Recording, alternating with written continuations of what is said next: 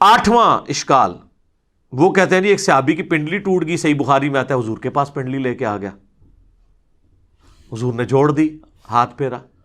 بخاری مسلم میں اشوب چشم مولا علی کو ہوا، حضور نے تھوک مبارک لگائی، ٹھیک ہو گیا۔ بخاری مسلم میں آتا ہے بارش نہیں ہو رہی تھی، حضور نے دعا کی، بارش شروع ہو گئی۔ جتنے یعنی حضور کے معجزات ہیں نا، اس سے وہ کہتے ہیں آپ حضور سے مدد مانگنی ہے۔ سر یہ آج اگر نبی علیہ السلام دنیا میں موجود ہوں تو ہم اپنا ہر مسئلہ حضور کے پاس ہی لے کے جائیں گے۔ مسئلہ ہے حضور کی وفات کے بعد کا، جب آپ سے ہم کمیونیکیٹ نہیں کر سکتے، نہیں تو مجھ سے پھکی لے لیں۔ ثقیفہ بنی ساعدہ کے اندر جو کچھ ہوا، جس کی وجہ سے آج تک امت دو ٹکڑے ہے، سنی شیعہ اختلاف، تو مولا علی اور ابو بکر کیوں نہیں حضور کی قبر پہ چلے گئے یا رسول اللہ؟ بلکہ میت بھی باہر تھی 2 دن تک، تو یا رسول اللہ فیصلہ کریں آپ کا سکسیسر کون ہے؟ نہیں۔ جنگ جمل صفین نہروان کے وقت کسی نے روضہ شریف میں جا کے حضور سے مشورہ کیوں نہیں کیا؟ سیدہ عائشہ 47 سال تک اس حجرے میں رہیں جہاں پہ قبر مبارک تھی، کوئی مشورہ؟ کچھ بھی نہیں۔ آپ کے فضائل درود میں شیخ زکریا لکھتے ہیں، تبلیغی جماعت والے اور دعوت اسلامی کے الیاس قادری صاحب فضائل سنت میں، کہ 555 ہجری میں شیخ احمد رفاعی کے لیے حضور نے قبر سے ہاتھ باہر نکال لیا، اور 90,000 لوگوں نے یہ منظر دیکھا۔ اس زمانے میں جب جو ہے مسجد نبوی میں 90,000 کا مجمع بھی نہیں تھا آتا، کہانی۔ اور دیکھنے والوں میں شیخ عبد القادر جیلانی کا نام بھی ذکر کیا جاتا ہے، اور عبد القادر جیلانی بیچارے دیکھتے ہی رہے، انہوں نے نہیں چومے ہاتھ، اور انہوں نے مرید نے چوم لیا، شیخ احمد رفاعی نے۔ سب کہانیاں جوڑی ہوئی ہیں، جوڑتے رہے۔ یہ کچھ صحابہ کے ساتھ نہیں ہوا۔ تو یہ یعنی نبی علیہ السلام کی وفات کے بعد یہ جو معجزات ہیں، یہ تو ہم آج بھی مانتے ہیں حضور موجود ہوں، اور میں اب اس سے زیادہ سخت بات کرنے لگا ہوں، برا نہیں ماننا۔ اگر کسی کو یقین ہے نا کہ ایسا ہوتا ہے تو اپنی ایک پنڈلی کی قربانی دے نا، خود ہی توڑ کے لے آئے، روضہ شریف تک ہم اسے لگا دیتے ہیں، ویزا لگوا دیتے ہیں، وہاں پہ روضہ شریف پہ آپ کو لے جاتے ہیں، جائیں اپنی پنڈلی کی ہڈی جوڑ کے بتائیں، ان کو بھی پتہ نہیں جوڑے گی۔ ہاں نبی علیہ السلام اگر دنیا میں موجود ہوں تو یقیناً ہاتھ پھیرنے سے یہ ہو جائے گا۔ ان کو بھی پتہ ہے کہ آج کی ڈیٹ میں نہیں ہوگا۔ حضور کی وفات کے بعد کیا لوگ جا کے قبر سے جا کے مانگا کرتے تھے؟ بخاری مسلم سے یہ معجزہ پیش کرتے ہیں 1500 صحابہ کے لیے پانی کے چشمے جاری ہو گئے مبارک انگلیوں سے، بالکل ہوئے۔ لیکن حضور کی وفات کے بعد کیا قبر سے جا کے کوئی کہتا تھا جی آپ انگلیوں سے چشمے جاری کریں؟ اور میں نے تو بتایا صحیح مسلم میں ایک حدیث ہے، حضرت عمر نے ایک سفر کے دوران حضور کو پانی جمع کر کے کہا کہ یا رسول اللہ آپ اپنا مبارک ہاتھ رکھ کے دعا فرمائیں نا، اس میں سے چشمے جاری ہوں۔ اور وہی حضرت عمر، صحیح بخاری میں 1010 نمبر حدیث ہے، 1010، وہ کہتے ہیں انا کنا نتوسل الیک بنبینا، اے اللہ پہلے ہم آپ کے نبی کے وسیلے سے آپ کے پاس آتے تھے، یعنی حضور کے ذریعے آپ کی طرف متوجہ ہوتے تھے، حضور کی دعا کی برکت سے بارش نازل ہوتی تھی۔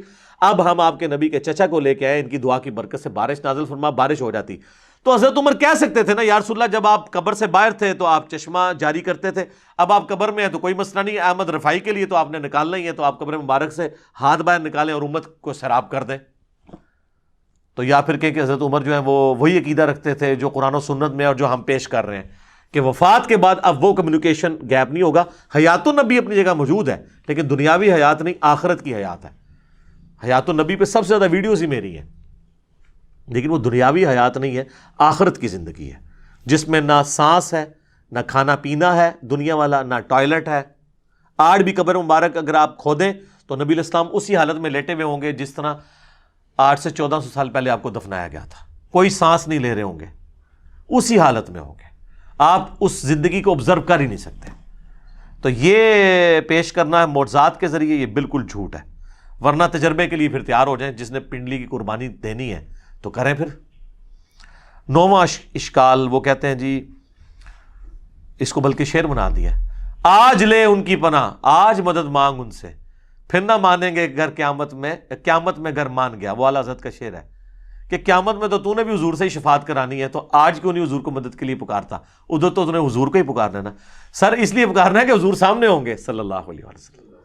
دنیا میں بھی جب سامنے موجود تھے تو حضور کو اپنے مسئلے بتانے تھے، آخرت میں بھی جب حضور علیہ السلام سامنے آئیں گے تو ان کے سامنے ہی ان کو ہی ہم اللہ کے حضور اپنا وسیلے کے طور پہ پیش کریں گے، انہی کے ہاتھ پہ شفاعت کا دروازہ کھلے گا۔ لیکن یہ بیچ والا پورشن آپ نے کہاں سے نکال لیا؟ جیسے آپ تراویح سے 20 تراویح نکال لیتے ہیں اور یوفون سے یوفون نکال لیتے ہیں، مثقال ذرۃ خیر یرا سے مثقال نکال لیتے ہیں، الفاظ کے میچ کرنے سے وہ چیزیں نہیں نکل آتی. تو حدیث شفاعت والا معاملہ ڈفرنٹ ہے، ورنہ میں نے حضرت عمر والا بتا دیا. وہ تو کہتے ہیں جب تک نبی موجود تھے ان کے ذریعے متوجہ ہوتے تھے، اب ان کے چچا کو ان کی دعا کی برکت سے. وہ کہتے ہیں جی مصنف ابن ابی شیبہ میں ایک روایت ہے اور حافظ ابن کثیر نے بھی نقل کی ہے سورہ نساء کی آیت نمبر جو 64 ہے، وَلَوْ أَنَّهُمْ إِذ ظَلَمُوا أَنفُسَهُمْ جَاءُوكَ، جب اپنی جانوں پر ظلم کرو تو حضور کی خدمت میں حاضر ہو جاؤ، حضور شفاعت کریں گے تو اللہ توبہ قبول کرے گا. اس آیت کے کانٹیکسٹ میں ابن کثیر بھی لے کے آئے کہ ایک جو ہے نا وہ اعرابی حضور کی قبر پہ حاضر ہوا اور کہا یا رسول اللہ قرآن میں تو حکم ہے کہ یہ حکم حضرت عمر کو نہیں پتا تھا اور ایک پینڈو کو پتا چل گیا، اپنی عقل کا علاج کراؤ. اسی لیے کہا گیا نا علیکم بسنتی وسنت الخلفاء الراشدین المہدیین. صحیح بخاری 1010 میں تو حضرت عمر کہہ رہے ہیں اللہ جب تک نبی موجود تھے ہم ان کو وسیلے کے طور پہ پیش کرتے تھے، اب ان کے چچا کو لے کے آئے ہیں. تو حضرت عمر کو نہیں پتا تھا میں جا کے ڈائریکٹ پہ قبر پہ جا کے وَلَوْ أَنَّهُمْ ظَلَمُوا أَنفُسَهُمْ جَاءُوكَ کا پڑھ لوں. Point to be noted. تو وہ کہتے ہیں بھی وہ خواب میں حضور کی زیارت ہوئی اور کہا کہ عمر کو میرا سلام کہنا اور کہنا ان قریب بارش ہو جائے گی، اور کئی کہتے ہیں قبر سے آواز آ گئی، عمر کو سلام کہنا اور اسے کہنا عوام پہ نرمی کرے. سر یہ مصنف ابن ابی شیبہ میں جو روایت ہے نا اس میں آمش مدلس ہے اور ان سے روایت کر رہا ہے اور سما کی تصریح نہیں ہے. اور صحیح مسلم کے مقدمے میں امام مسلم نے یہ پیٹ رول لکھا ہے کہ مدلس کی آن والی روایت سما کی تصریح سے کے بغیر، حدثنا یا اخبرنا کے بغیر قابل قبول نہیں ہوگی.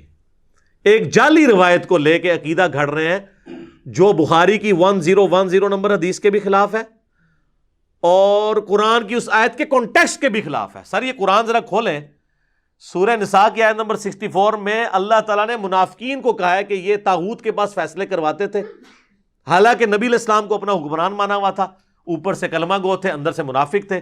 تو اللہ تعالیٰ نے فرمایا کہ اب جو انہوں نے ظلم کیا نا کہ اپنا فیصلہ کافروں سے کروایا، تو اب ان کو چاہیے حضور کے سامنے آئے، حضور سے معافی مانگے، آپ صلی اللہ علیہ وآلہ وسلم اللہ کے حضور ان کی شفاعت کریں کہ جو انہوں نے یہ مس بیہیو کیا کہ بجائے حضور کو جج ماننے کے جا کے یہودیوں سے فیصلہ کروایا، پھر اللہ ان کو معاف کرے گا. وہ تو کنٹیکسٹ ہی ڈیفرنٹ تھا، اس کو آپ نے پکڑ کے حضور کی وفات کے بعد کیسے لگا دیا؟ بات کون سی تھی؟ اور وہ کہتے ہیں یہ آیات جنرلائز ہیں. اچھا جی جنرلائز ہیں تو وَلَوْ أَنَّهُمْ إِذْ ظَلَمُوا أَنفُسَهُمْ جَاءُوكَ اس کے تحت سقیفہ بنی ساعدہ پھر کیوں ہوا؟ جنگ جمل صفین نہروان کیوں ہوئی؟ صحابہ کیوں نہیں قبر رسول سے جا کے فیصلہ کرواتے رہے؟ اس وقت تو قبر میں بھی نہیں نبی علیہ السلام گئے تھے، 2 دن تک تو میت مبارک باہر تھی، جنازہ جاری تھا، کسی کو وسوسہ بھی نہیں آیا کہ حضور سے ہی جا کے پوچھ لیں، کیونکہ اس زمانے میں عقیدے نہیں ہوا کرتے تھے. یہ آج کے جھگڑے ہیں جی، عطائی ذاتی، مستقل بالذات، غیر مستقل بالذات، پتہ نہیں کیا کیا کہانیاں بنائی ہوئی ہیں. اور جناب صحیح مسلم میں حدیث ہے، ایک صحابی نے حضور کے سامنے خطبہ دیتے ہوئے کہا میں یطیع اللہ و رسولہ فقد رشدا، جو اللہ رسول کی اطاعت کرے وہ کامیاب ہوا، ومن یعصہما اور جس نے ان دونوں کی نافرمانی کی فقد غوا وہ گمراہ ہو گیا. آپ نے فرمایا بئس الخطیب انت، کتنا برا خطیب ہے تو نے یہ کیوں کہا ان دونوں کی؟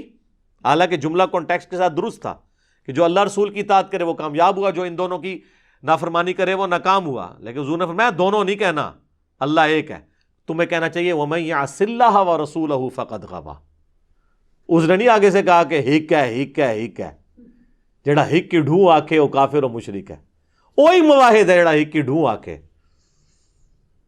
اور ابو داؤد میں آگے الفاظ ہیں، آپ نے فرمایا قم اذهب، اٹھ نکل ادھر سے، تو نے مجھے اللہ کے ساتھ شامل کر دیا. اور مسند احمد میں اور امام بخاری کی کتاب الادب المفرد میں ایک صحابی نے کہہ دیا یا رسول اللہ ما شاء اللہ وشئت، اے اللہ کے رسول جو اللہ چاہے اور جو آپ چاہیں. آپ نے فرمایا اجعلتنی للہ عدلا، اجعلتنی للہ ندا، کیا تو نے مجھے اللہ کے مقابلے پر کھڑا کر دیا؟ قل بل ما شاء اللہ وحدہ، بلکہ کہہ جو اکیلا اللہ چاہے. اس نے نہیں کہا یا رسول اللہ میں آپ کو عطائی مان رہا ہوں، غیر مستقل بذات مان رہا ہوں اور میں اللہ کی اطاعت سے ہی مان. اس زمانے میں یہ کہانیاں نہیں سنوندیاں بھائی، اردو دین سیدھا سیدھا سی. ٹھیک ہے، تو اسی واسطے اسی سیدھا سیدھا دین اتو بیان کر رہے ہیں، کتاباں والا دین. اللہ کے فضل.